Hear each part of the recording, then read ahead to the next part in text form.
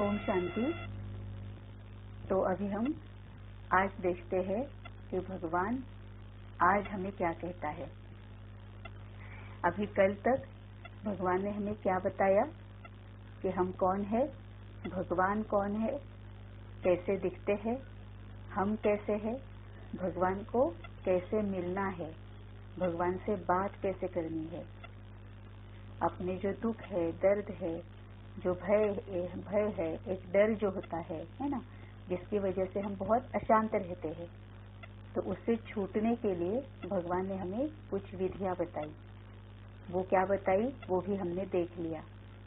अभी हम वो विधियां अपना भी रहे हैं। अब जैसे जैसे वो विधियां अपनाकर हमारे कार्मिक अकाउंट जैसे जैसे सेटल होते जाएंगे, वैसे वैसे रिजल्ट दिखना शुरू हो जाएगी। रिजल्ट दिखने में थोड़ी सी देर लगती है, कितनी वो हमारे ऊपर है। अगर हम बहुत अच्छे से विधियां ऑनेस्टी के साथ, सिंसियरली और रेगुलरली अगर हम वो विधियां फॉलो कर रहे हैं तो हमें रिजल्ट दिखने में ज्यादा देर नहीं लगती है। यहाँ तक कि हमने वो विधियां की और हमें रिजल्ट दिखी, ये भी होता है। तो ये हमारे ऊपर है कि ये विधियां फॉलो करने के बाद रिजल्ट कब दिखना शुरू होगी, है ना। तो जितना हम ऑनेस्टी से, सिंसियरली और रेगुलरली, ये बहुत जरूरी है। क्योंकि अभी हम देखते हैं ना, जैसे फिजिकल फिटनेस जो होती है, अब फिजिकल फिटनेस में भी क्या होता है, रेगुलरिटी बहुत जरूरी है। एक तो डाइट फूड होता है, एक्सरसाइज होता है, रेस्ट होती है। और ये डाइट फूड, एक्सरसाइज और रेस्ट, इसका बैलेंस भी हो और कंसिस्टेंसी भी हो, मतलब वो अखंड चलता रहे, तभी हम फिजिकली फिट रह सकते हैं, है ना। यही आत्मा के साथ होता है। आत्मा मतलब मन और बुद्धि और संस्कार। तो यही मन के साथ भी होता है। इसमें भी क्या है, अगर हम माइंड या साइकोलॉजिकली मन से अगर हम फिट रहना चाहते हैं, हमारी मन की शक्ति, ताकत, स्ट्रेंथ, ये अगर हम बढ़ाना चाहते हैं, मन को स्टेबल रखना चाहते हैं, शांत रहना चाहते हैं, तो इसके लिए भी सेम है, डाइट फूड, एक्सरसाइज और रेस्ट, है ना। तो अभी डाइट फूड मतलब क्या है, जो हम देखते हैं, सुनते हैं, बोलते हैं, पढ़ते हैं, वही हमारे मन का अन्न है। हम जो देखते हैं उसी के ऊपर मन विचार करता है, हम जो सुनते हैं उसी के ऊपर मन विचार करता है, हम जो पढ़ते हैं उसी के ऊपर मन विचार करता है ना। जो हम बोलते हैं एक दूसरे के साथ, उसी के ऊपर मन विचार करता है। तो डाइट फूड अब ये हमारे ऊपर है कि हमें क्या देखना है, क्या पढ़ना है, क्या सुनना है, क्या बोलना है ना, ये हमारे ऊपर है। अगर हम इस पर कंट्रोल लाएंगे और अगर हम भगवान ने बताई हुई बातों पर ही ज्यादा ध्यान देंगे कि उसी को सुनना है, उसी को ज्यादा देर तक, ऐसे नहीं कि हम 24 घंटे वही करते रहे, क्योंकि हम तो निवृत्ति मार्ग में नहीं है ना, हम कोई संन्यास्त नहीं है ना, हम किसी के साथ रहते हैं। यहाँ तक कि अगर हम समर्पित भी है तो भी सबके साथ हमें रहना पड़ता है, हम जाके जंगल में तो नहीं रहते हैं, है ना। इसीलिए ज्यादा से ज्यादा समय अगर हम भगवान की बातें सुने, मनन चिंतन करें कि उन्होंने क्या कहा है, कौन सी विधि कही है, अब मुझे क्या एक्सपीरियंस पहले था, जब मुझे ये विधियां पता नहीं थी तो मैं कैसी थी, अब विधियां पता हुई है, अब मुझे वो कब कब फॉलो करनी है, मैं कब कब वो फॉलो कर सकती हूँ, और अगर कर रही हूँ तो मुझे क्या उससे फायदा हो रहा है, ये मनन चिंतन भी करना है। अब हमें ये भी पता है कि भगवान के साथ बात कैसे करनी है, तो वो भी हमें पता है कि यहाँ वहाँ फ्रेंड्स, रिलेटिव्स, नेबर्स, इनके साथ बात तो करनी है, लेकिन कितनी करनी है, कहाँ तक करनी है, कौन सी करनी है, हाँ। सिवाय उसके हम अगर भगवान के साथ बात करें, है ना, तो ये अब हमारे ऊपर है कि हम क्या बोल रहे हैं, क्या पढ़ रहे हैं, क्या सुन रहे हैं, क्या देख रहे हैं। इसके ऊपर अगर हम ध्यान देंगे तो वो हम हो गया हमारा डाइट फूड, है ना। फिर क्या है, एक्सरसाइज है। अब एक्सरसाइज क्या होगी, मन की एक्सरसाइज क्या होगी, जब हम फिजिकल एक्सरसाइज करते हैं ना, तो भी क्या होता है, कई बार ऐसे होता है कि हमें एक्सरसाइज करने का, योगासन करने का, अगर हम जिम जा रहे हैं, वॉक पे जा रहे हैं फिजिकल फिटनेस के लिए, तो बिल्कुल मन नहीं होता है कि नहीं आज ना मेरा बहुत काम हो गया, मेरा मन ही नहीं है, लेकिन फिर भी हम क्या करते हैं, जाते हैं, हम शरीर को लेकर जाते हैं, खींच के लेके जाते हैं कि नहीं, एक्सरसाइज बहुत जरूरी है। दिन भर में चाहे कुछ भी हो गया हो, लेकिन एक्सरसाइज तो करनी ही करनी है। कितना भी थके हुए हो काम की वजह से, लेकिन एक्सरसाइज तो करनी है, क्योंकि काम करते हुए थकना और एक्सरसाइज करना, एक्सरसाइज की वजह से हम थक नहीं जाते हैं, हम एनर्जेटिक फील करते हैं। और जो बाकी का काम होता है ना, उसकी वजह से हम थक जाते हैं। उस वक्त भले हम बहुत उमंग उत्साह में काम करें, लेकिन बाद में ऐसे लगता है ना कि नहीं, अब थोड़ा आराम करना चाहिए। एक्सरसाइज से वैसे नहीं लगता है, हम एनर्जेटिक फील करते हैं। तो अब यही मन के साथ करना है। मन भागेगा यहाँ वहाँ, ये देखना है, वो पढ़ना है, वो सुनना है, इसके साथ बात करनी है, उसके साथ ये ना कुछ मैंने इससे सुना है, अब इसको दूसरी फ्रेंड को तो बताना ही पड़ेगा। या फिर घर में भी होता है ना, किसी से कुछ सुनते हैं और ऐसे होता है कि कब बाकियों को बताऊं। तो अब मन की एक्सरसाइज मतलब इन सब से बुद्धि निकालनी है। इन सब जगहों से मन बुद्धि निकाल कर भगवान को जो ज्ञान है, भगवान के जो डायरेक्शंस है, भगवान जो कहता है, उसकी तरफ खींचना है मन बुद्धि को। ये हो गई मन की एक्सरसाइज। जैसे शरीर को हम खींच के एक्सरसाइज के लिए लेके जाते हैं ना, वैसे ही मन को भी करना है। मन के पीछे नहीं जाना है, मन को अपने कंट्रोल में रखना है और जहां हम चाहते हैं वहां मन को लगाना है। ये हुई मन की एक्सरसाइज। और जैसे फिजिकली रेस्ट भी जरूरी है, वैसे मन की रेस्ट क्या है वो हम बाद में देखेंगे, है ना। याद रखना, अगर मैं भूल जाऊंगी तो मुझे प्लीज याद कराना कि मन की रेस्ट क्या है, वो मुझे बताना है। तो आप वो मुझे याद कराना अगर मैं भूल गई तो। वैसे भगवान भुलाने नहीं देगा, भगवान तो बता ही देगा आप सबको, लेकिन फिर भी अगर मैं देहभान में आकर अगर मैं भूल जाती हूँ तो प्लीज मुझे याद कराना, ठीक है।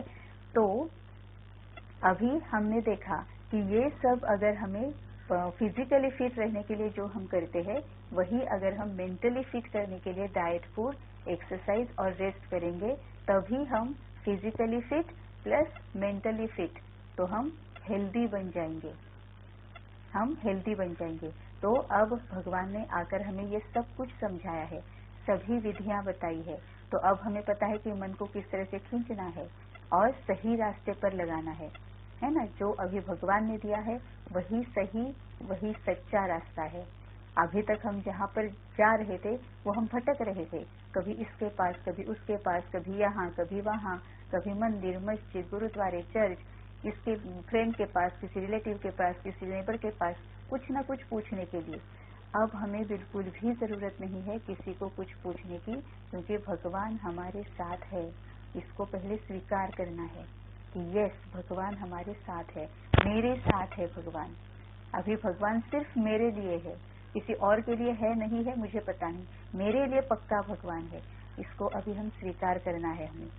तो कल हमें भगवान ने क्या बताया, कौन सी विधि बताई कि मुझ में जो शक्तियां है वो तुम्हें कैसे लेनी है, मुझ में जो गुण है वो तुम्हें कैसे लेने हैं, और वो भी इंस्टेंटली। अभी इंस्टेंट का जमाना है ना, तो इंस्टेंटली तुम अपने में शक्तियां और गुण कैसे भर सकते हो, ये कल भगवान ने हमें विधि बताई।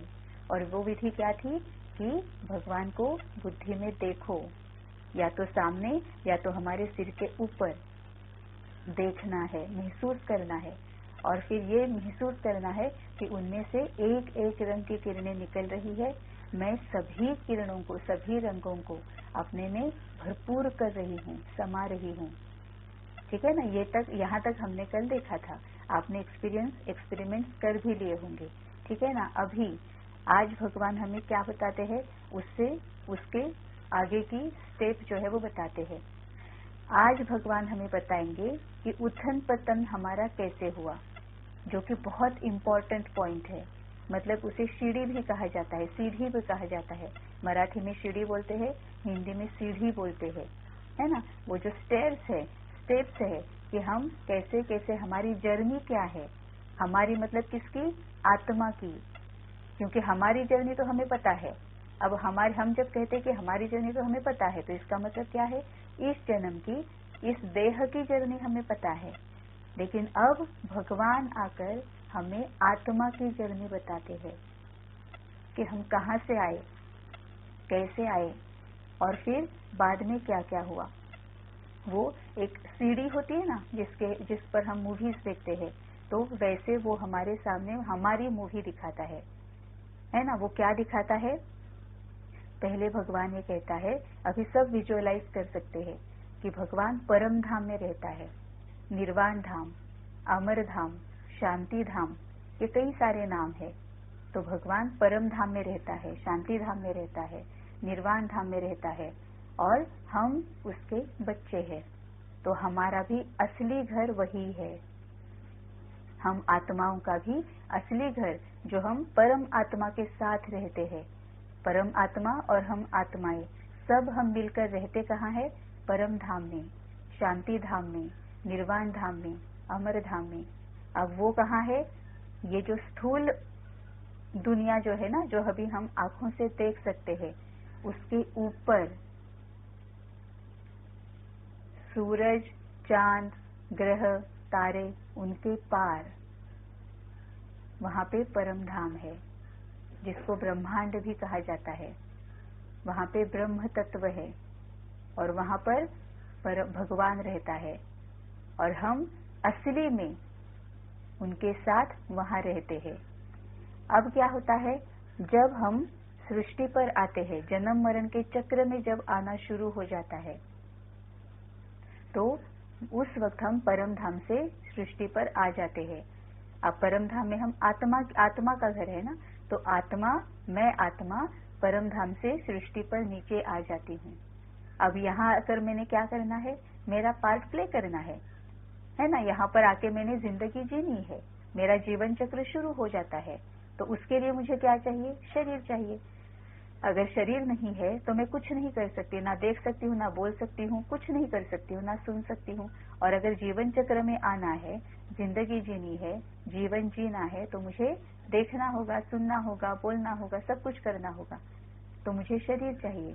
तो हम जब आत्मा परम धाम से इस पृथ्वी पर आते हैं, तो ये नेचर जो है, ये कुदरत जो है, ये पांच तत्व जो है, वो हमें शरीर देते हैं गिफ्ट के तौर पर।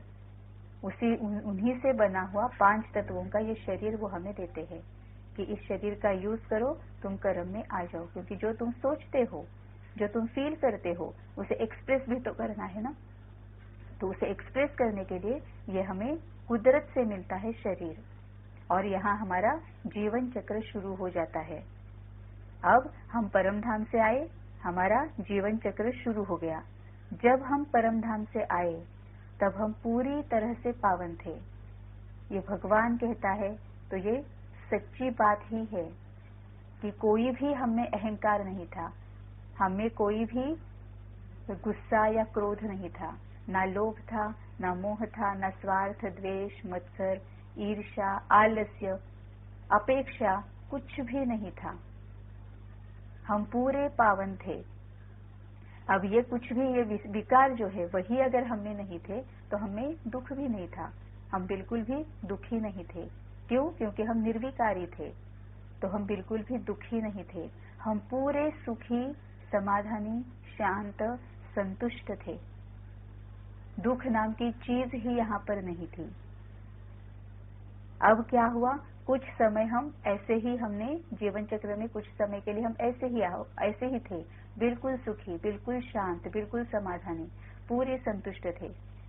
धीरे धीरे धीरे हमें देह भान आना शुरू हो गया। धीरे धीरे जैसे हम जन्म मरण के चक्र में आने लगे, हम धीरे धीरे भूलते गए कि मैं आत्मा हूँ और ये शरीर अलग है। हम देह भान में आना शुरू हो गए। देह भान में आ गए मतलब क्या है? धीरे धीरे कमी कमजोरियों में और विकारों में आना शुरू हो गया कि इसने मुझे ऐसे क्यों कहा, ये मुझे ऐसे कैसे कह सकता है, इसने मुझे मान सम्मान ही क्यों नहीं दिया, इसने जानबूझकर मुझे दुख दिया। ऐसी सारी जो विकार है, जो कमी कमजोरियां हैं, वो हमें आने लगी। मतलब ही क्या आने लगी? हमारी अपेक्षाएं होने लगी सामने वाले से, बाकी जो हमारे साथ थे उनसे हमें अपेक्षाएं होने लगी। अगर वो अपेक्षाएं पूरी नहीं होती है तो हमें गुस्सा आने लगा, फिर क्रोध आने लगा। जब क्रोध आने लगा तो क्या होता है? एक दूसरे के साथ कंपैरिजन होना शुरू हो गई, फिर ईर्ष्या, द्वेष, मत्सर, फिर स्वार्थ आ गया। क्योंकि नहीं नहीं नहीं, ये तो मुझे चाहिए, अब तुम्हें मिले ना मिले मुझे कोई फर्क नहीं पड़ता। क्यों?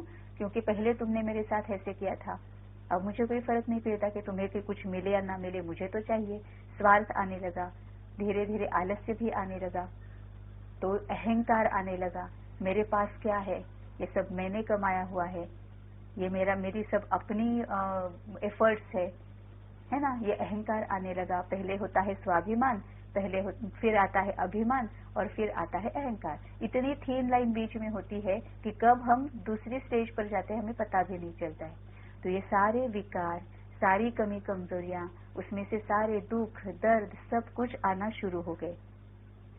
फिर क्या हुआ कि मैं क्या चाहती हूँ, धीरे धीरे इतना हम स्वार्थी बन गए कि पहले ऐसे था कि हाँ ये मेरे अपने हैं।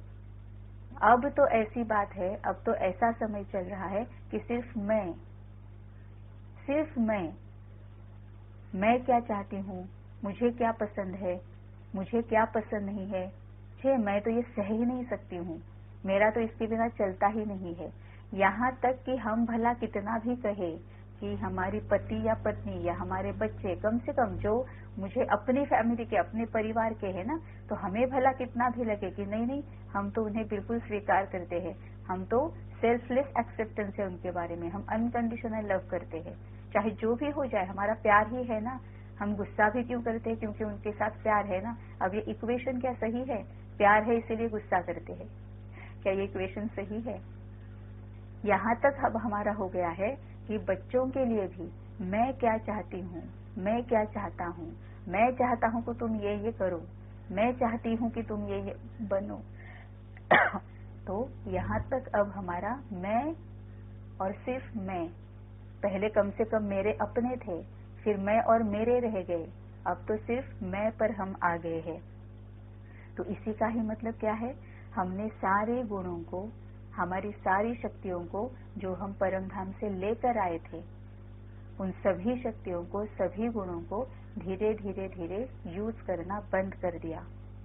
हम भूल ही गए कि हमारे पास ये गुण है, हमारे पास ये शक्तियां हैं। कभी कभी लेकिन अगर हमें सेल्फ चेकिंग अगर हम करें, सेल्फ एनालिसिस करें, तो हमें ये पक्का पता चल जाता है कि ये जो अभी हमारे गुण है ना, जो भगवान ने बनाए, कि तुम्हें आनंद है, फिर स्नेह प्रेम है, स्नेह है, शांति तुम में है, सुख तुम में है ना, ये सब तुम में शक्तियां, सभी शक्तियां, सहन शक्ति, स्वीकारने की शक्ति, समाने की शक्ति, दूसरों को अपना बनाने की शक्ति, हर एक को सहयोग देने की शक्ति, ये सब तुम में है।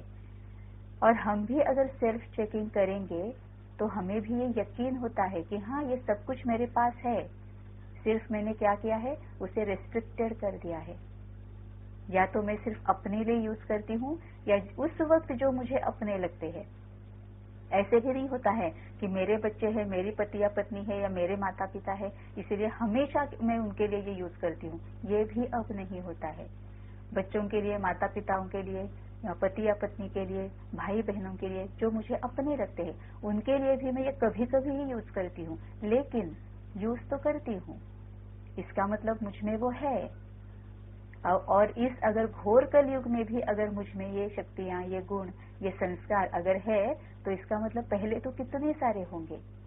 और हम भी देख सकते हैं ना, जो अभी अंदाजन 50 के उम्र के करीब होंगे, वो तो हमें अभी हमने देखा है कि हम जब बचपन में थे तब भी इतनी सारी दुख दर्द नहीं थे, इतनी सारी अशांति, इतना सारा ये जो केओस जो अभी हम हमारे आसपास देखते हैं, स्वार्थीपना जो हमारे आसपास देखते हैं, उतना उस वक्त भी नहीं था जब हम छोटे थे। तो अभी पूरा हम विकारी और पूरे हम पतित बन गए हैं, कुछ भी हमारे पास नहीं रहा है। न सुख हम किसी को दे सकते हैं, न हम शांति किसी को दे सकते हैं, न हम आनंद किसी को दे सकते हैं, न हम समाधान किसी को दे सकते हैं, न हम संतुष्टता किसी को दे सकते हैं। दे सकते हैं लेकिन जब हम चाहे तभी दे सकते हैं। इसका मतलब हमारे पास है लेकिन हम यूज नहीं कर रहे हैं, इसीलिए हम दुखी हो रहे हैं, अशांत हो रहे हैं, हलचल में आ रहे हैं। और जब हम जो हमारे पास है वही दूसरों के पास देंगे, अगर मैं सुख यूज ही नहीं कर रही हूँ तो मैं क्या कर रही हूँ, दुख ही यूज कर रही हूँ, तो मैं सामने वाले को वही दूंगी। मैं अगर शांति यूज ही नहीं कर रही हूँ तो तो मैं क्या यूज कर रही हूँ? अशांति यूज कर रही हूँ, तो दूसरे को मैं वही दूंगी, है ना। अब मेरे पास संतुष्टता है ही नहीं, मैं असंतुष्ट ही हूँ कि मुझे ये चाहिए, वो चाहिए, वो चाहिए, वो चाहिए। तो मैं हर एक से मांग रही हूँ कि मुझे ये दो, तुम मुझे सम्मान दो, तुम मुझे थोड़ी शांति दे दो, तुम्हारा तुम मुझ पर कोई प्यार ही नहीं है, तुम मुझसे प्यार ही नहीं करते हो, तुम मेरे बिल्कुल भी तुम मेरा आदर नहीं करते हो, तुम्हारे मन में मेरे लिए कोई सम्मान बचा ही नहीं है। तो अब हम क्या कर रहे हैं? हमने हमारे सभी गुण और संस्कार तो यूज करना बंद ही कर दिया। इस वजह से हम औरों से मांगने लगे और औरों को हम दुखी और अशांत करने लगे। यही हुआ ना, हमारे पास नहीं है मतलब हम यूज नहीं कर रहे हैं, हमें पता नहीं उन्हें यूज कैसे करना है, क्योंकि उतनी शक्ति ही नहीं बची है। तो हम औरों से मांग रहे हैं, और औरों ने जब नहीं दिया तो हम उन्हें भी दुखी कर रहे हैं, उन्हें भी हम अशांत कर रहे हैं, सबसे हम मांग रहे हैं। ऐसे करते करते हमने हमारा भी सुख, चैन, संतुष्टता खो दी, और हमने औरों को भी सुख, चैन जो भी उनके पास था वो भी हम खोते आ रहे हैं, खो रहे हैं।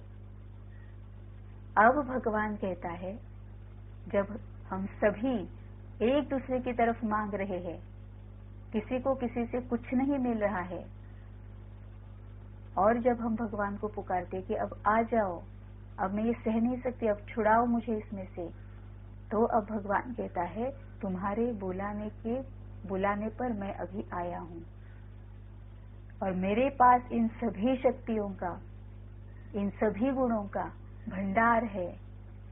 जैसे पहले दिन भगवान ने कहा था कि मैं क्या हूं? मैं गुणों का सागर हूं, मैं शक्तियों का सागर हूं, मैं ज्ञान का सागर हूं। आनंद, स्नेह, शांति, संतुष्टता, सुख,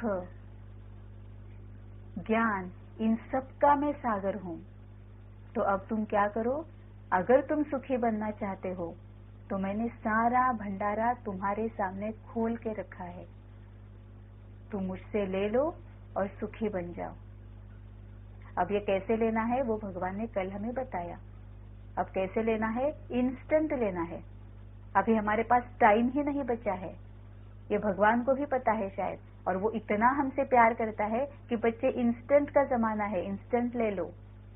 ये जो किरण है ना, रंग जो है ना, वो रंग से अपने आप को भरपूर करते जाओ, और फिर तुम देखोगे कि तुम भरपूर, मेरे जैसे ही तुम भी भरपूर हो गए हो। लेकिन इसमें भगवान एक छोटी सी शर्त रखता है। अब भगवान ये कहता है कि बच्चे, ज्ञान और सभी शक्तियां, जो अष्ट शक्तियां है ना, समाने की शक्ति, सहन करने की शक्ति, स्वीकार करने की शक्ति, सहयोग देने की शक्ति, परखने की शक्ति, निर्णय लेने की शक्ति, है ना, उमंग उत्साह देने की शक्ति, सबको उमंग उत्साह देना है, वो शक्ति, ये सभी शक्तियां और ज्ञान, इससे तुम जितना अपने आप को भरपूर कर सकते हो उतना तुम भरपूर हो जाओ। अब कल हमने देखा शक्तियों के लिए भगवान ने कौन सा रंग बताया है? लाल। और ज्ञान के लिए भगवान ने कौन सा रंग बताया है? नीला, इंडिगो। नील होती है ना, जो कपड़े सफेद कपड़ों के लिए हम यूज करते हैं, नील, वो जो नीला होता है ना रंग, इंडिगो कलर, इंडिगो हम यूज करते हैं ना कपड़ों के लिए, वो इंडिगो रंग और लाल रंग। इंडिगो रंग है ज्ञान का, लाल रंग है सभी शक्तियों का। तो भगवान कहता है ये जो दो शक्तियां है ना, ये जो दो रंग है ना, वो तुम अपने लिए जितना चाहते हो उतना ले लो, क्योंकि तुम्हें ज्ञान भी होना चाहिए और शक्तियां भी होना चाहिए, तभी तुम अपने आप को चेंज कर सकते हो। लेकिन बाकी के जो सारे गुण है ना, सुख है, आनंद है, स्नेह है, पवित्रता है, ये जो बाकी के जो गुण है वो तुमने औरों के खोए हैं। पहले तुमने अपने आप के खो दिए, यूज करना बंद कर दिया, फिर तुमने औरों को तरफ मांगना शुरू कर दिया, जितना भी उनसे मिला तुम खुश नहीं हुए और तुमने उनके भी खत्म कर दिए। तो अब तुम्हें क्या करना है? ये बाकी के सारे गुण जो है ना, वो तुम्हें मुझसे लेकर पहले औरों को देना है, और जितना तुम औरों को दोगे उतना तुम्हें मिलेगा। ये एक शर्त भगवान ने हमारे सामने रख दी। अब इसका मतलब क्या है, अगर कल हमने रंगों के बारे में देखा ना, तो इसका मतलब भगवान ने क्या कहा कि इंडिगो रंग और रेड कलर का रंग तुम जितना अपने लिए चाहो उतना ले सकते हो, लेकिन बाकी के जो है ना, कौन कौन से है, लाइट ब्लू शांति का, ग्रीन स्नेह का, येलो सुख का, ऑरेंज पवित्रता का, वायोलेट आनंद का, ये जो बचे हुए 5 रंग है ना, वो तुम मुझसे लेकर जब सभी तुम्हारे भाई बहन जो है, भाई बहन मतलब बेहद के, सृष्टि की सभी लोगों तक जब तुम पहुंचाओगे, तो जितना तुम उन तक पहुंचाओगे उतना तुम्हें मिलेगा। सबको समझ में आ गया क्या क्या भगवान ने कहा? भगवान ने ये कहा कि ज्ञान और शक्ति मतलब इंडिगो और रेड, ये तुम तुम्हारे लिए जितना चाहते हो तुम उतना अपने लिए ले लो, लेकिन बाकी के जो है ग्रीन प्यार का, येलो सुख का, लाइट ब्लू शांति का, ऑरेंज पवित्रता का, वायलेट आनंद का, ये तुमने बाकियों से छीना है, इसीलिए पहले तुम्हें उन्हें देना पड़ेगा, क्योंकि तुमने उनसे कर्जा लिया हुआ है, तुमने उनसे मांगा है, उनसे तुमने लिया है, अगर उन्होंने नहीं दिया तो छीना भी है, इसीलिए पहले तुम्हें वो कर्जा चुकाना पड़ेगा। जब तुम वो कर्जा चुकाओगे ना, तभी तुम्हारे पास बचा हुआ रहेगा। अब वो कैसे चुकाना है? भगवान कहता है मैंने भंडारा खोल के रखा है, तो मुझसे ले लो और सभी आत्माओं को पहले भरपूर कर दो इन रंगों से। जितना तुम उनको देते जाओगे उतना तुम अपने आप को भरपूर करते जाओगे। तो ये अगली स्टेप है। अब यहाँ पे भगवान हमें क्या कहता है कि बहुत डिटेल में अब हमें भगवान बताता है। अब भगवान हमें क्या बताता है? तो अब भगवान हमें और डिटेल में समझाता है। अब भगवान कहता है सभी ध्यान से सुनो कि मैं हूँ परम आत्मा, मैं हूँ पॉइंट ऑफ लाइट, मुझसे सातों रंगों की किरणों की निरंतर बरसात होती रहती है। तुम हो आत्मा, तुम्हें कोई भी रंग बचा हुआ नहीं है। अब तुम क्या करो? सबसे पहले तो अपने आप को रेड और इंडिगो इन रंगों से भरपूर कर दो। जितना तुम भरपूर अपने आप को कर सकते हो उतना भरपूर कर दो। अभी तुम चमत्कार देखो कि तुम कितने ज्ञान से और शक्तियों से भरपूर हो जाओगे। जितना करोगे उतना पाओगे। और फिर क्या करना है? बाकी के ये जो रंग है, ग्रीन है, लाइट ब्लू है, येलो है, ऑरेंज है, वायोलेट है, ये जो रंग है वो मुझसे ले लो और सृष्टि की सभी आत्माओं को भरपूर कर दो। अब ये कैसे करना है? जैसे लाइट की माला होती है ना, हम लाइट की माला पिन डालते हैं अंदर और बटन ऑन करते हैं तो एक के बाद एक रंग शुरू हो जाते हैं। लाल हरा नीला पीला, लाल हरा नीला पीला, ऐसे होती है ना, अनेक रंगों की मालाएं होती है और एक माला में ही सभी रंग के दिए जलते रहते हैं, है ना। हम दीपावली में या कभी भी हम वो माला लगाते हैं, वैसे ही करना है। सामने भगवान है, उनसे लाइट ब्लू कलर निकल रहा है। मैं अपने में समाकर सृष्टि की सभी आत्माओं को, अब यहाँ पे आत्मा को देना है, ये ध्यान रखना है। अब आत्मा कहाँ होती है? आत्मा होती है भ्रुकुटी के बीच में। भ्रुकुटी के बीच में हमारे जो 2 आईब्रोज है ना, उनके बीच में, भ्रुकुटी के बीच में आत्मा का स्थान है। अब आत्मा को भरपूर करना है, अपने को भी, मतलब मैं आत्मा, खुद को भी आत्मा को भरपूर करना है और सामने वाले जो भी है सभी, उन सब को भी आत्मा को भरपूर करना है। तो ये जो लाइट की माला कैसे दिखती है वैसे करना है कि सामने भगवान light blue point of light, उनसे लाइट ब्लू कलर लेकर मैं light blue point of light, और मुझसे सभी बाकी सृष्टि की सभी आत्माएं, हर एक आत्मा बन गई है light blue point of light. फिर भगवान ग्रीन पॉइंट ऑफ लाइट, उनसे लेकर मैं ग्रीन पॉइंट ऑफ लाइट, सभी सृष्टि की आत्माएं ग्रीन पॉइंट ऑफ लाइट, मैं उन सबको बना रही हूँ ग्रीन पॉइंट ऑफ लाइट। अभी विजुअलाइज करना, जब भी भगवान कहता है तभी विजुअलाइज करते जाना है। भगवान येलो पॉइंट ऑफ लाइट, उनसे लेकर मैं येलो पॉइंट ऑफ लाइट, और मुझसे सभी वो आत्माएं, सृष्टि की सभी आत्माएं येलो पॉइंट ऑफ लाइट, भगवान ऑरेंज पॉइंट ऑफ लाइट, उनसे ऑरेंज कलर मुझ में समा रहा है, मैं ले रही हूं, मैं ऑरेंज पॉइंट ऑफ लाइट, और मुझसे सभी आत्माएं बन गई है ऑरेंज पॉइंट ऑफ लाइट।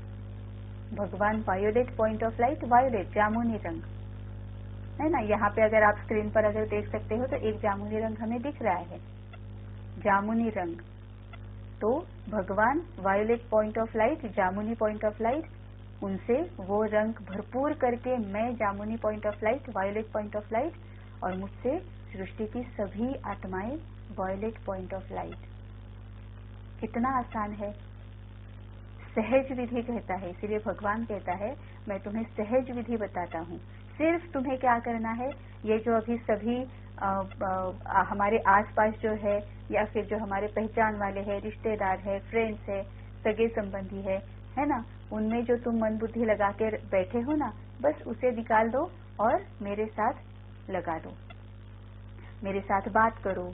ये जो रंग है वो मुझसे लेकर औरों को देते रहो। जरूरी नहीं है कि एक बार सातों के सातों रंग एक के बाद एक भगवान से लेकर सृष्टि को देना है, नहीं, एक एक रंग भी हम दे सकते हैं, है ना। और रेड और इंडिगो, ये कलर अपने आप को जितना हम भरपूर कर सकते हैं उतना कर सकते हैं, औरों को भी दे सकते हैं। ऐसे नहीं है कि औरों को नहीं देना है, ये दोनों हम भी लेंगे, औरों को भी देंगे, लेकिन बाकी के जो है वो भगवान कहता है पहले जो कर्जा लिया है ना वो चुकतू करो, क्योंकि कर्म किसी का भी पीछा कभी भी छोड़ता नहीं है। तो जिनसे जिनसे कर्जा लिया है उनका पहले कर्जा चुकतू करो। जितना जितना कर्जा चुकतू करते जाओगे उतना उतना फिर तुम्हारे लिए जमा होता जाएगा, है ना। अब क्या है, किन किन के साथ हमने कर्जा बनाया है, किन किन से कर्जा लिया है, मतलब ये कार्मिक अकाउंट किन किन के साथ बनाए हैं ये अभी हमें पता है कि हमारे जो परिवार के लोग हैं उनके साथ बनाया है। फिर नेबर्स जो है जिनके साथ हमारा इंटरेक्शन है, हर एक के साथ नहीं, जिनका हमारे साथ इंटरेक्शन है, रिलेटिव्स है ना, फिर फ्रेंड्स है, जिन जिन के साथ हमारा इंटरेक्शन है उन सब के साथ हमारा कार्मिक अकाउंट है ना, मतलब कर्जा है। फिर कोई भी होगा, पॉजिटिव कार्मिक अकाउंट होगा या निगेटिव कार्मिक अकाउंट होगा। अभी रास्ते से चलते चलते सपोज अगर मैं जा रही हूँ और किसी ने मुझे धक्का मार दिया और एकदम से मैं गुस्सा हो गई और मेरे साथ उनकी वहां पे कोई अनबन हो गई, वो वहां चले गए, मैं यहाँ पर आ गई, वो भी हमारा कार्मिक अकाउंट है। तो जिसके भी साथ मैं इंटरेक्शन में आती हूँ उस हर एक मेरा कार्मिक अकाउंट है ना। वो अभी हम किन किन के साथ इंटरेक्शन में आए हैं वो तो हमें पता है, लेकिन भविष्य में और किन किन के साथ मैंने कार्मिक अकाउंट्स बनाए हुए हैं ये अभी मुझे पता नहीं है ना। फॉर एग्जाम्पल जैसे हमारे पास अगर हमारे बच्चे हैं तो उनकी भी शादियां होनी है, उनके भी स्पाउसेस घर पे आने वाले हैं, उनके फिर अपने रिलेटिव्स होंगे, है ना, उनके साथ भी हमारा इंटरेक्शन होने वाला है। फिर और भी अगर हमने घर चेंज कर दिया तो वहाँ के नेबर्स और रहेंगे, अगर हमने जॉब चेंज कर दी वहाँ के कोलीग्स जो है वो और होंगे, हमारा प्रोफेशन कोई है उसमें अगर हमने एक्सपांशन कर दिया तो और ज्यादा लोग हमें जुड़ जाएंगे, उनके साथ हमारा कार्मिक अकाउंट है। तो और किस किस के साथ हमने कार्मिक अकाउंट बनाए हैं वो अभी तक हमें पता नहीं है। इसीलिए भगवान कहता है सभी सृष्टि की आत्माओं को दे दो, पहले से ही वो इंटरेक्शन में आने से पहले ही अपनी ओर से उनकी तरफ शांति, सुख, संतुष्टता सब कुछ उन्हें दे के रखो, ताकि अगर कोई निगेटिव कार्मिक अकाउंट्स की वजह से भी अगर कोई हमारे सामने आ जाएगा तो पहले दिन जो भगवान ने कहा था कि सूली से कांटा, कांटे से राई, राई से रुई बन जाएगी, वो कार्मिक अकाउंट आया और बस कैसे चला गया हमें पता भी नहीं चलेगा। जैसे भगवान कहता है मक्खन से बाल निकल गया। इसीलिए पहले से ही सभी को ये सारे शक्तियां जो है वो देते रहो। तो आज भगवान ने क्या कहा कि रेड और इंडिगो, ज्ञान और शक्तियां, इनके किरणों से तुम अपने आप को भी भरपूर करो और औरों को भी दे दो, लेकिन बाकी के जो 5 रंग है वो पहले औरों को देना है। जैसे जैसे तुम औरों को देते जाओगे खुद तुम्हारा अपने आप भरता जाएगा। और ये लॉजिकल है ना, भगवान कुछ भी इलॉजिकल नहीं कहता है, सब कुछ लॉजिकल कहता है। अगर मैंने किसी को अगर सपोज 1 लाख रुपए देने हैं तो सबसे पहले मेरे पास होने चाहिए ना, मेरे पास होंगे तभी मैं औरों को दे सकती हूँ, है ना। तो इसका मतलब अगर मैंने किसी से लेकर भी अगर देने हैं तो भी मैंने किसी से ले लिया, लेकिन पहले मेरे हाथ में तो आ गया ना। अगर मैंने किसी को फूल देने हैं तो पहले मेरे हाथ में फूल होने चाहिए ना। तो जब भी जितना भी तुम देते जाओगे उतना तुम्हें मिलता जाएगा, ये भगवान गारंटी देता है।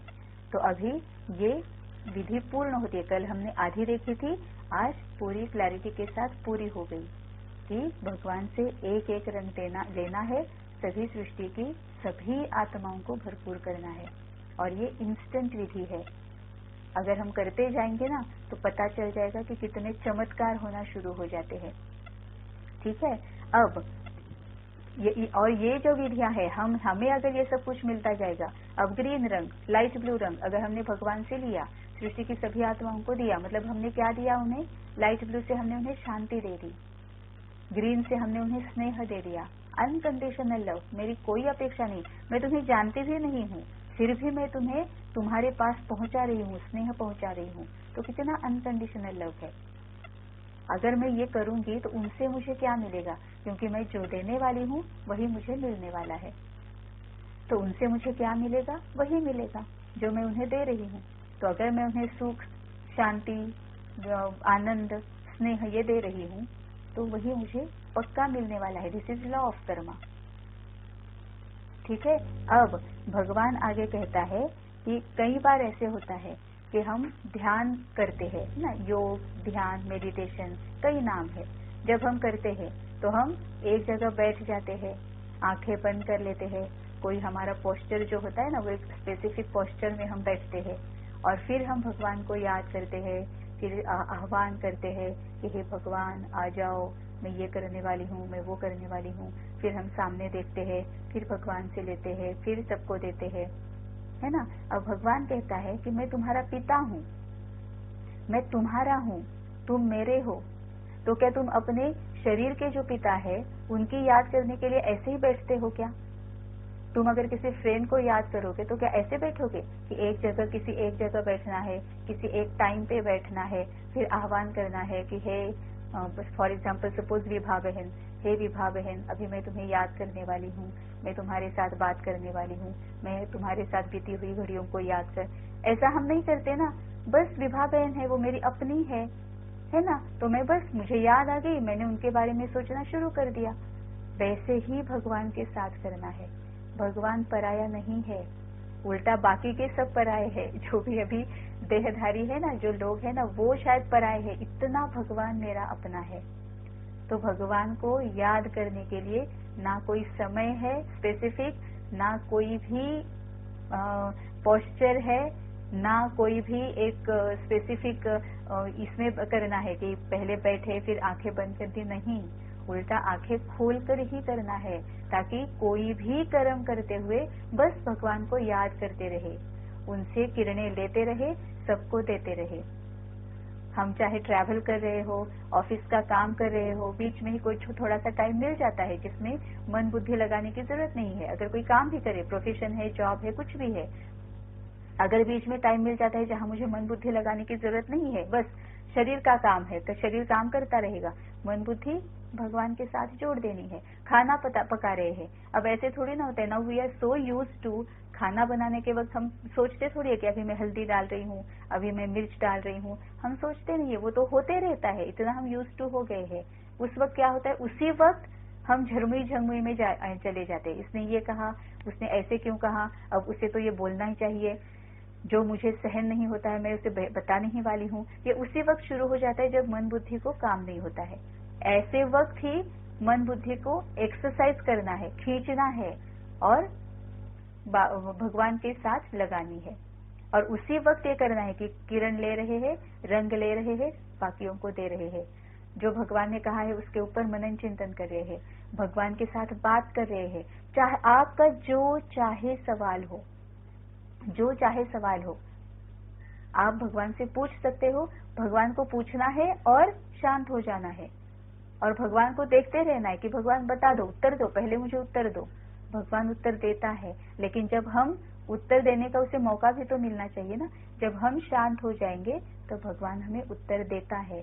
हमें अपनी कैपेसिटी बढ़ानी है उसे सुनने की। अब वो कैपेसिटी मतलब क्या है? शांत रहना है। अब शांत कैसे रह सकते हैं? जब हमारे कार्मिक अकाउंट्स खत्म होंगे। कार्मिक अकाउंट्स खत्म कैसे होंगे? फॉरगिवनेस प्रैक्टिस करनी है, सकाश की विधि करनी है, मनसा सेवा करनी है ना। तो जैसे जैसे कार्मिक अकाउंट्स खत्म होते जाएंगे, याद आना बंद हो जाएगी, किसी की याद नहीं आती है। और भी एक क्या है, अगर किसी की याद आती है तो वो भी भगवान ने कहा है, जैसे याद आती है उसमें अटक के घूमने नहीं जाना है। जैसे ही किसी की याद आई, सबसे पहले अब तो भगवान ने इंस्टेंट बताई है विधि, रंग दे दो उन्हें। Red, Indigo, light blue, green, yellow, orange, violet, जो भी उस वक्त आपका मन करे, जो भी मन करे उन्हें पहले सकाश दे दो, है ना। और फिर जितनी जरूरी है उतनी ही याद करनी है, ज्यादा नहीं करनी है। घूमने नहीं जाना है याद में, ये एक्सरसाइज करनी है और भगवान के साथ मन बुद्धि लगानी है। तो भगवान कहता है कि मुझे मिलने के लिए किसी खास जगह पर आने की जरूरत नहीं है, बस तुम मुझे सामने देखो, बुद्धि में मुझे देखो, मैं तुम्हारे साथ ही हूँ, मैं आता नहीं हूँ, तुम्हारे साथ ही हूँ। मतलब मुझे बुलाने की जरूरत ही नहीं है, मैं तो हर वक्त, अभी भी मैं तुम्हें देख रहा हूँ, बहुत प्यार से मैं अभी तुम्हें देख रहा हूँ। अभी हर एक के सामने, हर एक के बाजू में भगवान बैठ के हम सबको प्यार से निहार रहा है। भगवान 24 घंटे हमारे साथ होता है, फिर हमें अवेयर रहना है कि अरे हाँ, ये तो मेरे साथ है, जो चाहती हूँ मैं इसे पूछ सकती हूँ और ये मुझे जवाब देगा, क्योंकि अभी भगवान मेरे ही लिए आया है, किसी और के लिए आया नहीं आया मुझे कोई लेना देना नहीं, मेरे लिए जरूर आया है। फिर क्या करना है? और एक बात भगवान हमें बताता है कि अपने आप को भी चेक करते जाओ। जब भी तुम हलचल में आओ, जब भी तुम अशांत होने लगो, सबसे पहले अपने आप को देखो। गुस्सा करने से पहले एक स्टेप बैक लेनी है और अपने आप को देखो कि मुझे अभी गुस्सा क्यों आया है। भले सामने वाले की गलती है, लेकिन क्रोध नहीं करना है। मैं अशांत हो रही हूँ, इसका मतलब मुझमें सहन करने की शक्ति नहीं है, या शायद मैं उस सामने वाले, मुझे जो भी व्यक्ति है, जो भी आत्मा है, उसे मैं जैसा वो है उसे वैसा स्वीकार नहीं कर रही हूँ, मैं उसे कुछ और ही अपेक्षाएं रख रही हूँ। क्योंकि ऐसे ही होता है, हमारा मन है, हम सामने वाले के अपने मन में एक इमेज करते हैं, मतलब वो सामने वाला इमेज हम बना रहे हैं कि उसने क्या करना चाहिए, कैसे करना चाहिए, कैसे नहीं करना चाहिए। और फिर हम क्या करते हैं, वो जो इमेज हमने बनाई है ना, सामने वाले की इमेज हमने बनाई है हमारे स्वभाव संस्कार के अनुसार, और उस इमेज को सामने वाले से कंपेयर करते रहते हैं कि अरे ये तो ऐसे कैसे कर सकता है, इसने ऐसे नहीं करना चाहिए। ये बहुत बड़ी गलती हमसे होती है। इसीलिए जो जैसा है वैसे पहले उसे देखो। हमें भी बहुत दुर्गुण है, वैसे ही हर एक में है, तो पहले उस दुर्गुण के साथ उसे अपनाना है कि अच्छा ठीक है, ये उनमें दुर्गुण है, अब हमारे हाथ में शिवास्त्र है तो वो शिवास्त्र यूज करो, उन्हें योगदान दे दो। जब तुम उन्हें योगदान दोगे, जो होगा सामने वो मिराकल हो जाएगा। अब वो भी अपेक्षा नहीं करनी है कि अब मैं इन्हें योगदान दे रही हूँ तो ये चेंज हो ही जाएंगे, 10 दिन देती हूँ 11वें दिन ये चेंज होनी, बिल्कुल भी नहीं। अपेक्षा के साथ अपेक्षा भंग आता है। तो जैसे भगवान ने कहा था ना बीच में एक दिन कि सौंप दो, मेरे ऊपर सौंप दो, तुम जो भी कुछ तुम्हारा दर्द है, दुख है, वो तुम मुझे बता दो, जितना मैंने तुम्हें विधियां बताई है वो विधियां करते जाओ और फिर मुझ पर सौंप दो, फिर मैं देखता हूँ क्या करना है। तो लिटरली भगवान को बताना है कि भगवान ये देखो मैंने ऐसे ऐसे किया है, अब आगे मुझे पता नहीं है क्या है, मेरे लिए क्या अच्छा है, क्या सही है, क्या दी बेस्ट है, वो तुम्हें पता है, अब तुम देख लो क्या करना है। क्योंकि हमें बहुत हद का पता है, भगवान बेहद का जानता है। हमारे साथ आगे क्या सही है क्या गलत है हम नहीं जानते। हम अभी टेम्पररी जो सुख होता है ना कि नहीं ये ऐसे ही होना चाहिए, नहीं तो 4 लोग क्या कहेंगे, हमारा कई बार ऐसे होता है कि नहीं तो 4 लोग क्या कहेंगे। नहीं, ये हम टेम्पररी हद के सुख के बारे में सोच रहे हैं, जिससे बाद में और ज्यादा कॉम्प्लिकेशंस बढ़ने की चांसेस बहुत ज्यादा होते हैं। लेकिन जब हम स्वीकार करते हैं, जितना हमसे होता है उतना करते हैं और भगवान के ऊपर सौंप देते हैं। लेकिन भगवान के ऊपर सौंपना मतलब क्या है, विचारों को फुल स्टॉप। फिर उसके ऊपर सोचना नहीं है। अगर हम सोच रहे हैं इसका मतलब हमने भगवान पर सौंपा नहीं है, फिर जिम्मेवारी हमारी है। हम सोच रहे हैं ना तो जिम्मेवारी हमारी है। भगवान के ऊपर छोड़ दिया, हमने सोचना बंद कर दिया तो भगवान को सोचना ही पड़ेगा, किसी ना किसी को तो सोचना है ना। तो क्यों ना भगवान ही सोच ले, वही अच्छा करेगा ना। हम थोड़ी ना अच्छा कर सकते हैं, किसी का भी हम भला नहीं कर सकते, हम अपना भी भला नहीं कर सकते। अभी हम सबको पता है कितनी दुखी है, कितने अशांत है, कितनी चिंताओं में है। हम अपना भी भला नहीं कर सकते, औरों का क्या भला करेंगे। वो तो एक भगवान ही है जो बेहद का जानता है, सबका भला कैसे हो यही वो जानता है। जैसे हमारे बच्चे होते हैं ना, उनके लिए क्या भला है क्या है, जैसे हमें लगता है कि हम जानते हैं, हम तो फिर भी सामान्य इंसान है ना, ऑर्डिनरी ह्यूमन बीइंग है। वो तो भगवान है, वो तो पक्का ये नहीं करेगा, पार्शियलिटी नहीं करेगा, बिल्कुल भी नहीं करेगा, डिस्क्रिमिनेट बिल्कुल नहीं करेगा। वो तो हर एक के लिए दी बेस्ट क्या है वही करेगा, और इसमें ही हमारी भलाई है। इसीलिए अगर हम कुछ करना चाहते भी है तो सबसे पहले तो योगदान से ही करना है, मनसा से ही करना है, फॉरगिवनेस प्रैक्टिस से ही करना है। और अगर जरूरत पड़े तो जितनी जरूरत है उतना ही वाचा में आना है, मुख का काम उतना ही लेना है, उतना ही बोलना है। फिर विचारों को फुल स्टॉप भगवान के ऊपर छोड़ देना है। अगर हम विचार करें तो जिम्मेवारी भगवान कहते हैं तुम सोच रहे हो ना, तुम ही देख लो, मुझे नहीं पता। लेकिन जब हम सोचना बंद करते हैं तो भगवान को सोचना ही पड़ता है। फिर भगवान सोचता भी है और वही हमारे लिए दी बेस्ट होता है। तो जब भी हम अशांति में आए, जब भी हमें ऐसे लगे कि नहीं मुझे कुछ गड़बड़ हो रही है, मैं शांत नहीं हूँ, इमीडिएटली सोचना है कि मुझ में कौन सी शक्ति कम हो रही है, किसकी जिम्मेवारी मैं अपने पर ले रही हूँ, ये सोचना है और भगवान के ऊपर वो छोड़ देना है। इसी को ही स्वदर्शन चक्र कहा जाता है, जिसको सुदर्शन चक्र भी बोलते हैं ना। सुदर्शन जो विष्णु, भगवान विष्णु के हाथ में है, कृष्ण के हाथ में है ना। तो हम ही कृष्ण है, हम ही विष्णु है, हम ही ब्रह्मा है। हर एक आत्मा जो ये भगवान का ज्ञान लेकर धारण कर रही है वो ब्रह्मा है। जो औरों को धारणा करने में सहयोग दे रही है, मतलब पालना कर रही है, वो विष्णु है।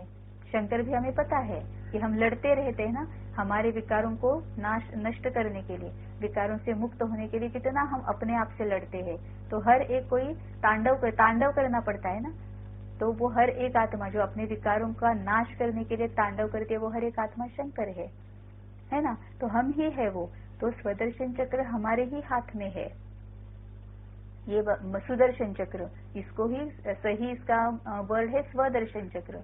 तो स्व का दर्शन करना है, अपने आप को देखते रहना है, बीच बीच में स्पेशली जब हम हलचल में आते हैं, अपने आप को देखना ही देखना है कि मैं क्यों हलचल में आ रही हूँ, कौन सी शक्ति कम पड़ रही है, या कौन सा गुण मैं यूज नहीं कर रही हूँ, ये अपने आप को देखना है।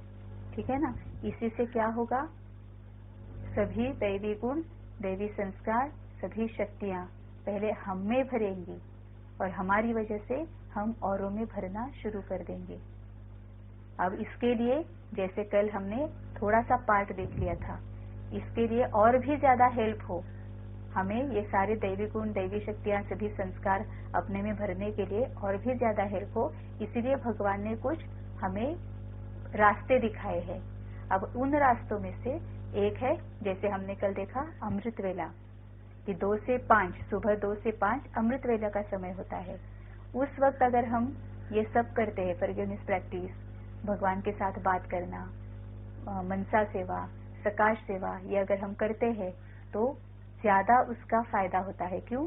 क्योंकि शांति होती है उस वक्त, हमारे ऊपर कोई भी जिम्मेवारी नहीं होती है। सर जब हम सुबह सुबह उठते हैं तो आप देख लेना, एक्सपीरियंस हम सब ने किया है कि जो दिन भर में जो हम एक जिम्मेवारियां होती है ना हमारे मन पर, जो एक बोझा होता है कि मुझे ये करना है, वो करना है, मैंने ये नहीं किया, वो नहीं किया, वो अमृत वेले जब हम उठते तब होता नहीं है। वो हम ही इतने हल्के होते हैं, हम ही इतने मतलब शांत होते हैं कि हम भगवान के साथ बहुत इजीली, बहुत क्विकली हम कनेक्ट हो पाते हैं।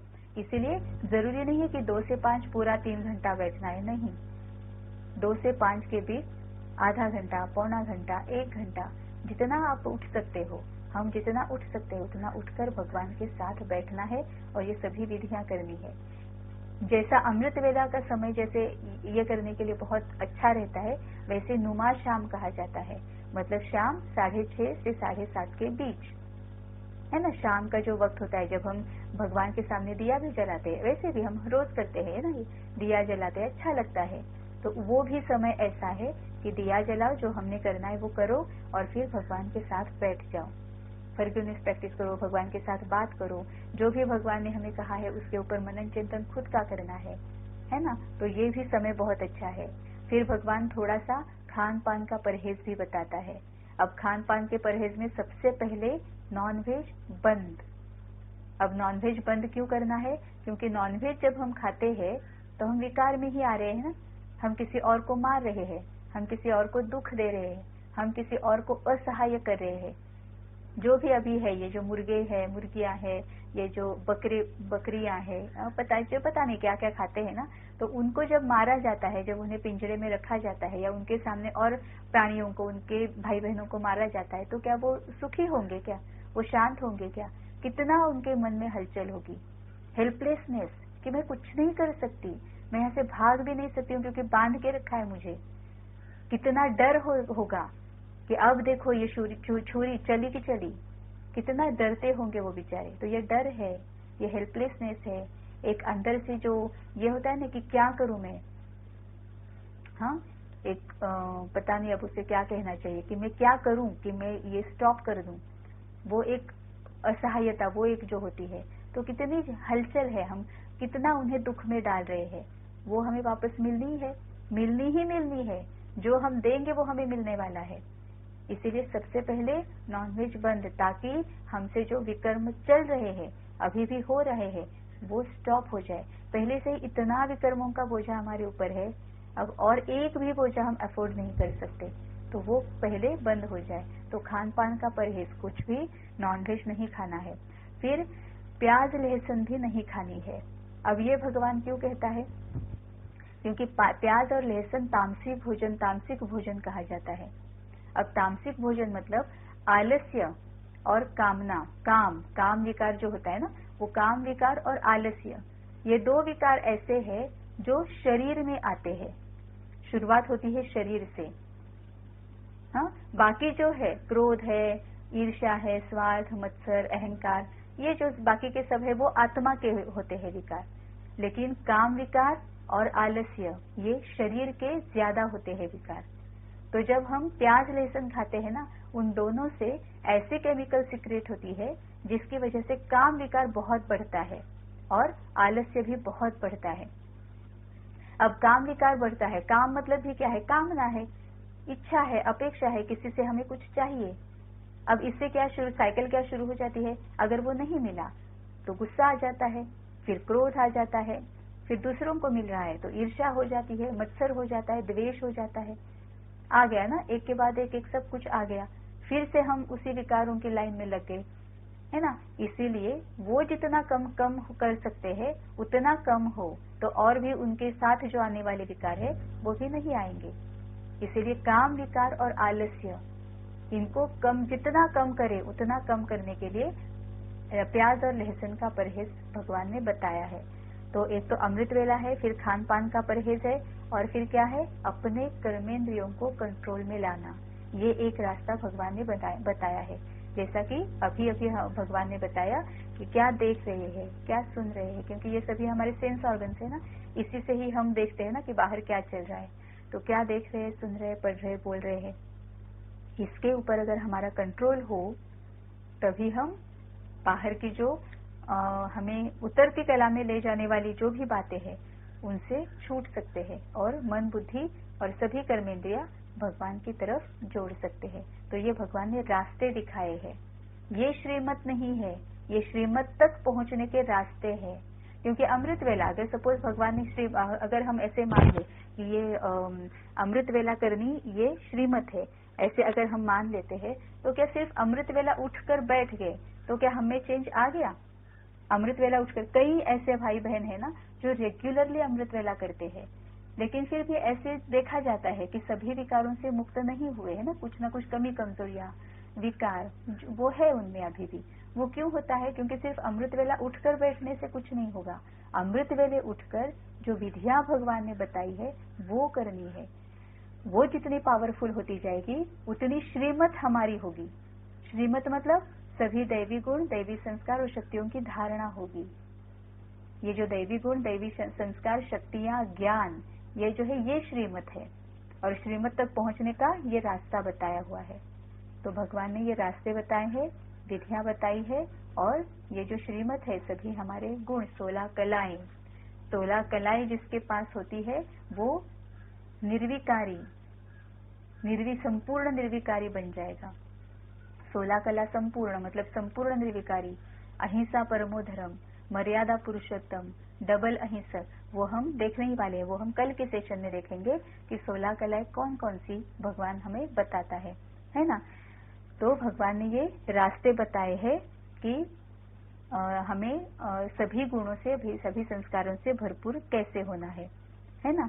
तो आज भगवान ने हमें ये जो सकाश की विधि है वो पूरी डिटेल में बताई कि कौन कौन से रंग हमें अपने आप में भरपूर करने हैं और दूसरों को भी देने हैं, और कौन कौन से रंग है जो भगवान से लेकर पहले दूसरों को देने हैं, तभी हम अपने आप भरपूर हो जाएंगे, है ना। तो आज से हम वो भी करेंगे जब भी। और ये भगवान कहता है कि ऐसी कोई स्पेसिफिक समय या स्पेसिफिक जगह ऐसे कुछ नहीं है ना। अगर हम कोई नहाए हैं, नहीं नहाए हैं, अभी सो के उठे हैं, अभी सोने के लिए जाना है, जो खाना खा लिया है, खाना खाने के बाद कैसे करूं, कुछ नहीं है। कभी भी किसी भी वक्त मन बुद्धि का काम है। It has nothing to do with our body. शरीर का इसमें कोई लेना देना नहीं है। कुछ भी काम कर रहे हैं, कहीं पर भी है, किसी भी जगह पर है, हम ये कर सकते हैं क्योंकि ये मन बुद्धि से करना है।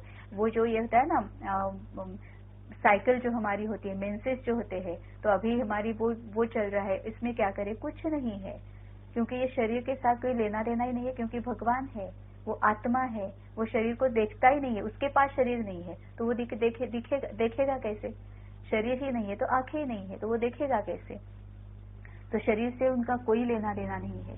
ये सब कुछ कहा है वो मन बुद्धि के लिए कहा है। तो हम चाहे किसी भी जगह पर हो, किसी भी समय, हम हर कर्म करते हुए यह हम सारी विधियां कर सकते हैं। उल्टा हर कर्म करते हुए जब भी मन बुद्धि को कोई और काम ना हो तभी हमें ये विधियां करनी है, तभी अपने मन बुद्धि को इस तरफ मोड़ना है। ये जो एक्सरसाइज बताया ना वो मोड़ना है। और रेस्ट की बात अभी देखो भगवान ने याद दिलाया। अब हमने देखा ना कि जैसे फिजिकल फिटनेस के लिए क्या होता है, फिर डाइट, फूड, फिर एक्सरसाइज और रेस्ट होती है। वैसे ही मेंटल फिटनेस के लिए, आत्मा के फिटनेस के लिए, मन और बुद्धि के फिटनेस के लिए भी फिजिकल एक्सरसाइज, डाइट, फूड और रेस्ट होती है। तो डाइट, फूड हमने देख लिया, फिजिकल एक्सरसाइज क्या है वो हमने देख ली। अब रेस्ट मतलब क्या है। रेस्ट मतलब ये है कि बीच बीच में जब भी हो सके, अगर हमें 1 मिनट भी मिल रहा है तो भी बहुत शांति से भगवान के साथ बैठ जाना है। ना कुछ सोचना है, ना कोई पुरुषार्थ, ना कुछ भगवान से ले रहे हैं, ना कोई सेवा करे, कुछ नहीं, कोई विचार नहीं, कोई सोच नहीं, कोई संकल्प नहीं, बस सामने भगवान है और उसके साथ में बैठ गई हूँ। भले 10 सेकंड के लिए शुरू में होगा, बाद में वो 12 सेकंड चलेगा, फिर 15 सेकंड चलेगा, जितना भी हो सकता है। ये जितना बीच बीच में जब भी हमें ऐसे लगे ना कि मैं बहुत एग्जॉस्टेड फील कर रही हूँ, या ना अभी मुझे ना थोड़ा आराम करने की जरूरत है, मैं सोना चाहती हूँ, आराम करना चाहती हूँ, लेकिन मेरे पास टाइम नहीं है, कुछ ना कुछ एक के बाद एक काम लगे पड़े हैं और मैं आराम नहीं कर पा रही हूँ, मुझे टाइम ही नहीं है, बस 1 मिनट के लिए शांत बैठ जाओ। या तो बैठना है या कोई भी काम करते हुए भी ये कर सकते हैं।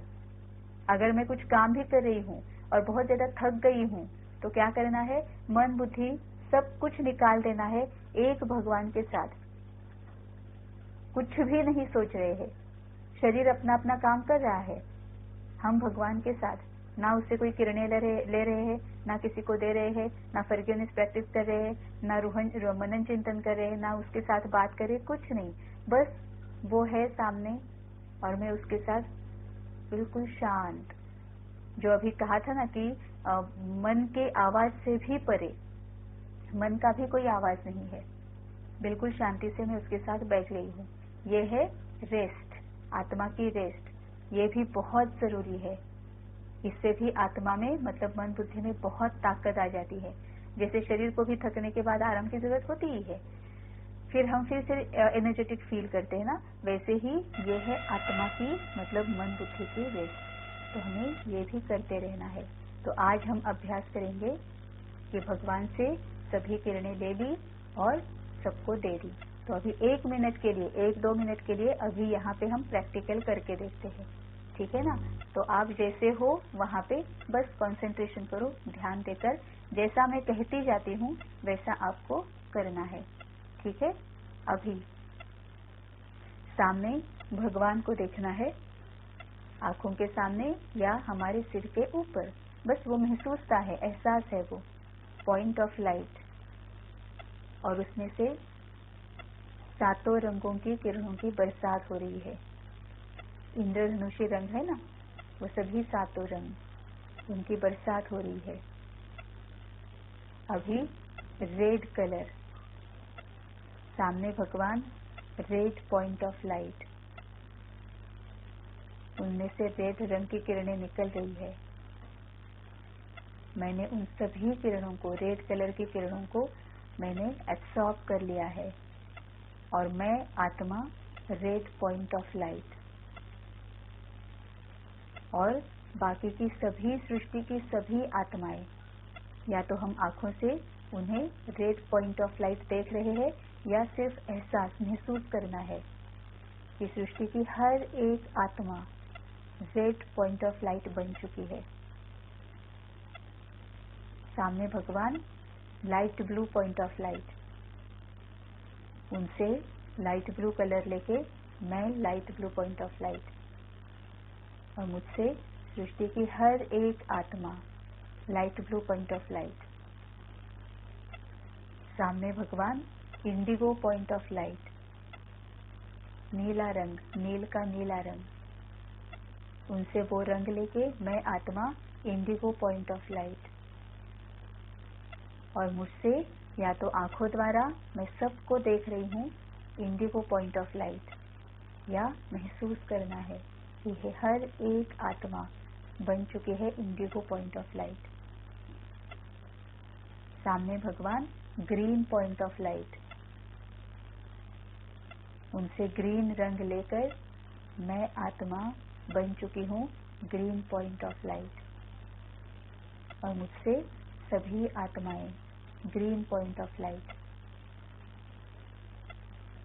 सामने भगवान येलो पॉइंट ऑफ लाइट, बिल्कुल शांत फिर भी ब्राइट कलर्स, शाइनिंग कलर्स, भगवान येलो पॉइंट ऑफ लाइट, उनसे येलो रंग लेके मैं आत्मा येलो पॉइंट ऑफ लाइट, और मुझसे सभी आत्माएं, पूरी सृष्टि की सभी एक एक आत्मा येलो पॉइंट ऑफ लाइट चमक रही है, ब्राइट शाइनिंग येलो रंग से रंग की हो चुकी है, चमक रही है। सामने भगवान ऑरेंज पॉइंट ऑफ लाइट, या सिर के ऊपर भगवान ऑरेंज पॉइंट ऑफ लाइट, उनसे ऑरेंज रंग से भरपूर होकर मैं आत्मा ऑरेंज पॉइंट ऑफ लाइट, और मुझसे सृष्टि की हर एक आत्मा orange point of light, Kesari रंग, चमकीला केसरी, ब्राइट चमकीला शाइनिंग, हर एक आत्मा इन सभी रंगों से चमक रही है। भगवान वायोलेट पॉइंट ऑफ लाइट, जामुनी रंग, भगवान से वायोलेट रंग से भरपूर होकर मैं आत्मा वायोलेट पॉइंट ऑफ लाइट, और मुझसे सृष्टि की हर एक आत्मा वायोलेट पॉइंट ऑफ लाइट। कितना आसान है ना, कितनी सहज विधि भगवान हमें बताता है। इसमें कुछ नहीं लगता, बस 1 मिनट में या 1.5 मिनट में हो जाएगी।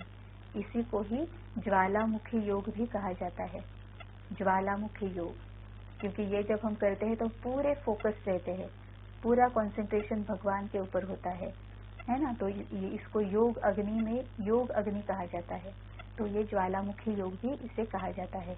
तो आज भगवान ने हमें ये सकाश की विधि बताई, इससे करते रहना है।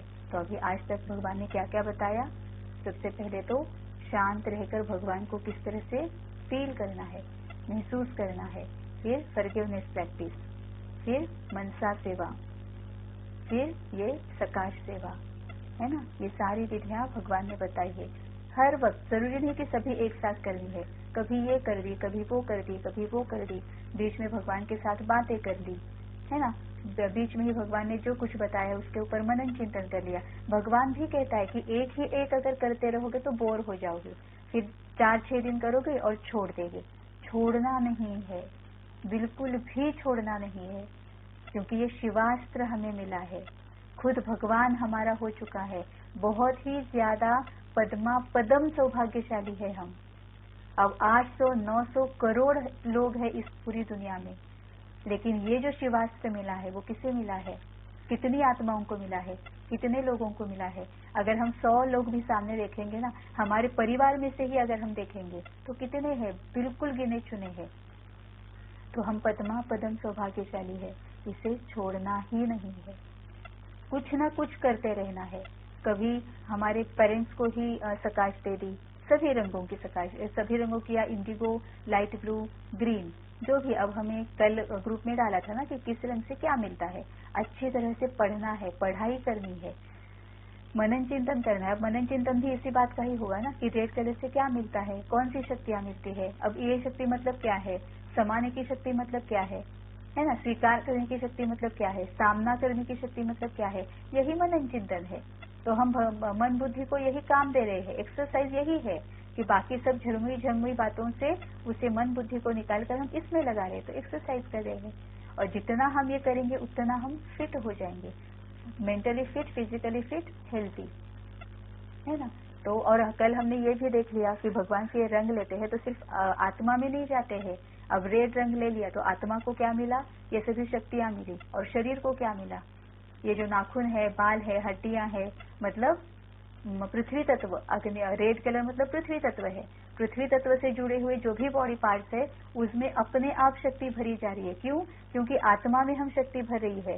अब आत्मा जैसे जैसे जैसे भरती जाएगी वो कहाँ पे जा रही है, सभी चक्रों में जा रही है। रेड कलर मूलाधार में जाएगा, ग्रीन कलर अनाहत में जाएगा, है ना। लाइट ब्लू कलर विशुद्धि में जाएगा। ये वही जा रहे हैं ना, और फिर बॉडी को भी फायदा हो रहा है।